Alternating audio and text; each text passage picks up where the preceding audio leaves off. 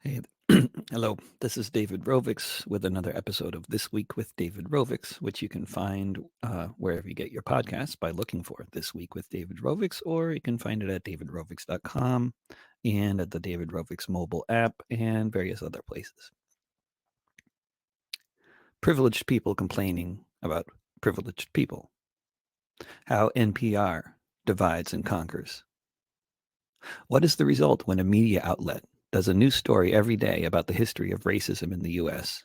without ever mentioning the history of the multiracial radical labor movement whose white and BIPOC organizers were lynched for fighting for equality and freedom? I listen to NPR a lot. I'm not going to go into all the reasons I do this, but there are many, and they are contradictory. Generally, it's a combination of a desire to know what's going on from a news source that has actual reporters on the ground, and wanting to know how the liberal elite is spinning everything. Depending on the stories they're covering, my nickname for the news outlet changes. Nationalist Petroleum Radio, Nationalist Pentagon Radio, Nationalist Privilege Radio. The nice young intersectional crowd of reporters working for NPR did not necessarily sign up to be part of the liberal elite, nor do they know they are part of any elite, nor are they necessarily even being paid very well. But that's the role they unwittingly play, along with most of their guests. Wow, you may be wondering, how can you unwittingly be part of a liberal elite when you're not even necessarily rich, white, or any of those traditional liberal elite things? Simple. You do it by ignoring the elephant in the living room. It's an easy elephant to ignore for a variety of reasons. Your editors know it's there. They've been around the block. They know what they're doing and who they're working for. Everybody else generally ignores it, either because they don't see it there with any clarity, or they're not really given a chance to mention it within their story's allotted 60 seconds, or because at every turn, growing up in the US or elsewhere, they have been told it's not about the elephant, it's about something else. The favorite standbys for a long time now? Race, gender, and sexuality. I'm not now going to name any names because this isn't about specific hosts or guests. Nor do I want to pick an argument with an author who was being interviewed recently whose book I have not read. I understand how little time they have and how little can be said within the confines of such an interview. And it's not about the interview or the individual, but the overall message communicated by both the format, which issues are often addressed and which aren't, and the preponderance of privileged people who tend to be involved with mainstream media. The word privilege gets thrown around a lot without being defined, so I thought I'd just join in. But no, let me define it a little bit here. Privileged people who are unaware of their privilege, which is part of the deal with privilege generally, don't tend to see people who aren't privileged. The non privileged majority are invisible unless they are normative, in which case they are visible. That is, black men are supposed to be hanging around on the street corner wearing a hoodie, hands in their bulging pockets, looking like they're up to something illegal. So when we see a black man acting like that, we might manage not to block out that image. When we see white guys engaging in exactly the same behavior, we're more likely either not to see the same behaviors the same way, or, even more likely, we just don't see the person at all. This is because white poverty is institutionally invisible. Here in Portland, it just doesn't fit any of the usual narratives. Oregon was founded as a white homeland, with Portland as its capital city, in the sense of population. The land was given away to white settlers almost exclusively, barring people of color from owning land. Exclusion laws were on the books for decades afterwards, with both formal and informal forms of institutional racism rife to this day. That's all very true, and some aspect of this racist history is now mentioned daily on NPR, as it should be. Portland was, for a long time, also one of the main bases of operation for a radical labor union that was explicitly anti-racist and anti-sexist and actively welcomed women and people of color. The union still exists, and it's called the Industrial Workers of the World. You will almost never hear this union or this union's radical and transformational local history discussed on NPR. You will not hear about the lynchings of the white union organizers. But you will hear about the lynchings of the black ones now, occasionally. One lynching fits the racial narrative, the other doesn't, and is best ignored, as with labor history generally. Is this absence of labor history on NPR and PBS intentional? You can ask Elsa Rosbach, one of the few directors who managed to address labor history on PBS before giving up on further efforts and moving to Berlin decades ago. Yes, it's very intentional. Given the history of exclusion and extreme racism, why, even after the Vanport flood destroyed the biggest black community in Portland, even with a vicious police force targeting people of color from before Oregon became a state right up to the present moment, even with all kinds of formal and informal forms of discrimination, did Portland's black population continue to grow throughout the latter half of the 20th century? The answer is pretty simple. There were jobs here, to some extent. That's why Portland developed a black neighborhood in the first place. That's why most cities did. Not just a black population, but a population, period. This is mainly why people move to cities, whether they suck to live in or not. And far more importantly, for the purposes of the point I'm making here, why has Portland lost more than half of its black population between 2000 and 2010? And presumably more since then. Has Portland become a more racist place now than it was in the 1980s? If you talk to any person of color who lived in Portland in the 1980s, I doubt you will find one who will say that it was a great place to live in back then. So, what happened? What explains this flight of the black population? I'm hoping you already know the answer. But if you don't, you can be forgiven, I suppose, if your main source of news is NPR. It's called capitalism. Portland has lost most of its black population for the same reason that it has, invisibly, lost most of its working class population generally, that being mostly its white working class population. Because there is no real rent control. We are all subject to the whims of the real estate marketplace and the oligarchs investing their Russian and Norwegian and Texas oil money into the profitable U.S. property and rental markets. I have seen the Class C apartment complex I have lived in here in Portland since 2007 completely transform, from a place that housed mainly white, Asian, and Latinx families to a place that mainly houses young white people living together in apartments where each resident is an income earner, paying their rent, the only way many people can afford to live in cities like Portland anymore, with the multi-generational families forced out.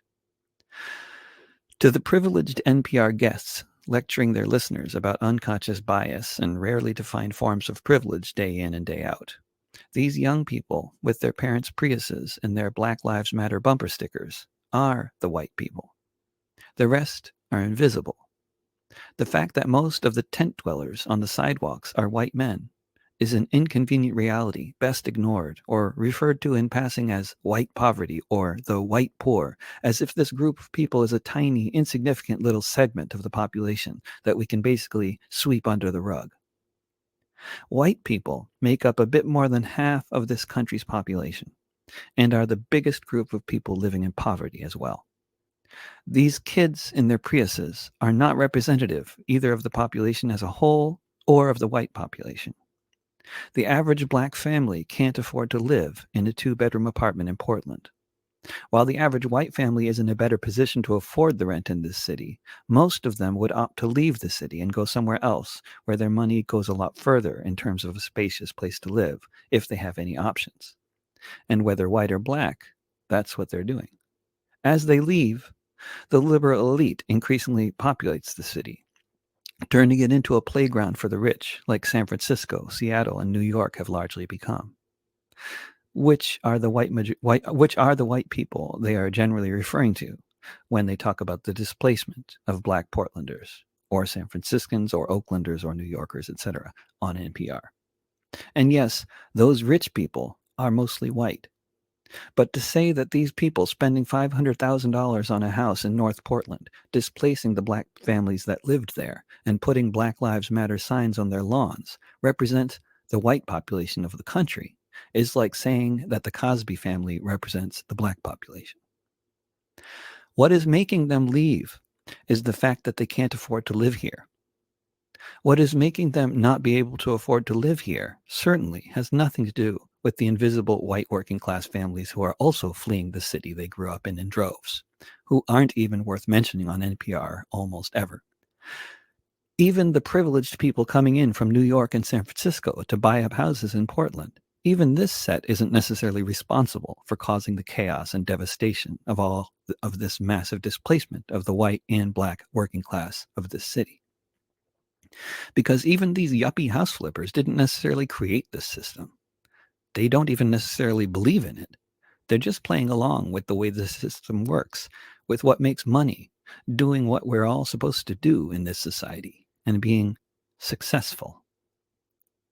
Of course, on the upper end of privilege, with the corporations who do the lion's share of the house flipping and profit the most from the housing crisis, it's another matter entirely. These corporations and their lobbying arms actually created this crisis, that being the housing crisis, and more broadly, the crisis that unregulated capitalism represents on so many different levels, from the cost of housing to the minimum wage to workplace safety to environmental destruction. They created this crisis because they run the country. The they I'm talking about are the capitalist elite. The system they are running is called capitalism, specifically a corrupt and unregulated or wrongly regulated form of capitalism. This is why Portland is getting whiter. This is why gentrification is happening. This is why the working class, white and black populations and the artists and so many other people left or are leaving this city. The corporate landlord lobby, the capitalist elite, that's the elephant we need to address here. And we will be, regardless of whether NPR ever does this in any serious or systematic way. Capitalism itself is making sure of that by giving us no other options. But the sooner we can stop overemphasizing the importance of microaggressions and unconscious bias and stop talking so much about the racial and gender diversity of Biden's cabinet full of privileged corporate stooges, and talk about the fact that they are a bunch of privileged corporate stooges, the better. If Black lives really matter, that is, and it's not all just about appearances. And by the same token, the sooner we can stop pretending that the average white person in this country, or even in Portland, is possibly represented by the privileged elite that can afford to spend $500,000 on a house, the better. They lied about the wars, took time to figure out that democracy and freedom was not what it was about. They said we'd fight the terrorists, but all that I could see was I was occupying someone else's country. They lied about the weapons. They all were so convinced. The generals on the TV haven't heard from them since. They say it was an accident, but I think it was their plan. They spread the lie on CNN and NPR and C-SPAN. They lied about the jobs all the pundits used to say before this city was abandoned and the good jobs went away. Sign up to this free trade bill, win-win all around. Now half the guys I used to know are 6 feet underground.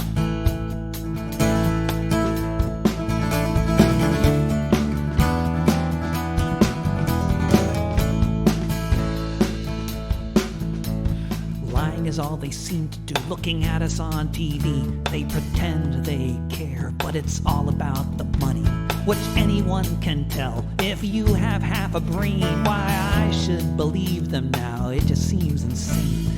Talk turned to the virus, we all stood to lose. I was not the only one who thought it was fake news. I just went about my life like I normally would do. So maybe I'll catch a cold, I thought, or a little flu.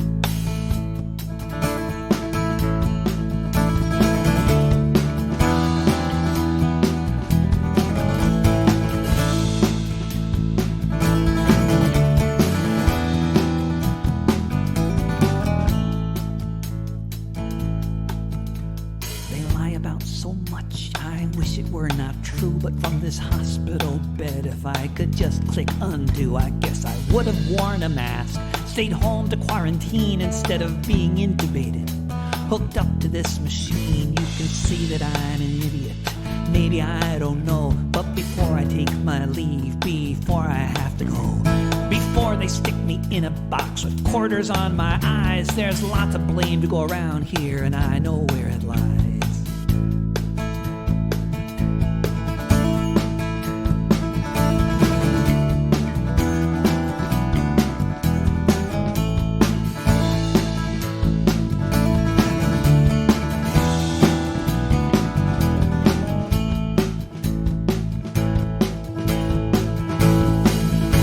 They lied about the wars.